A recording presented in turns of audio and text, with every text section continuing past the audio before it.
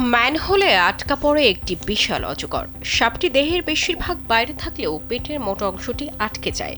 অজগরটি বিপদে পড়ছে খবর পেয়ে ছুটে আসেন এক তরুণী। সাপটিকে উদ্ধার করেন তিনি। ঘটনাটি ঘটেছে ভারতের ছত্তিশগড়ের বিলাসপুরে। ইতিমধ্যে এই ঘটনার একটি ভিডিও সামাজিক যোগাযোগ মাধ্যমে ছড়িয়ে পড়েছে। ভিডিওতে দেখা যায় বাদামি রঙের ছোপলা একটি অজগর ম্যানহোলের কংক্রিটের ঢাকনার উপর আটকে আছে। সাপটির শরীরের অর্ধেক বাইরে এবং অর্ধেক ভেতরে। অজগরটিকে উদ্ধার করতে আসেন অজিতা পান্ডে নামে এক তরুণী।